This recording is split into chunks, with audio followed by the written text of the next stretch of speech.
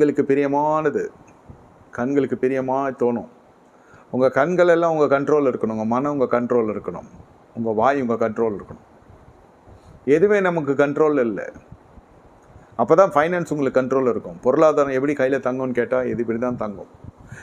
இந்த படிப்பினைகள்லாம் நீங்கள் பார்த்தீங்கன்னாக்கா, கல்வி கொடுக்கறதோ பெற்றோர் கிருபையில் உங்களுக்கு கல்வி கொடுக்கறதுக்கு காரணம் என்னன்னாக்கா, நீங்கள் கஷ்டப்படக்கூடாதுன்னா பெற்றோர் கஷ்டப்பட்டு உங்களை படிக்க வைக்கிறேன்னு சொல்லுவாங்க. ஆனால் நீங்கள் நஷ்டப்படுவதற்கு பெற்றோருடைய படிப்பு உங்களுக்கு உதவுமான்னு கேட்டால் உதவாது. அது பேர் தான் ஞானம்.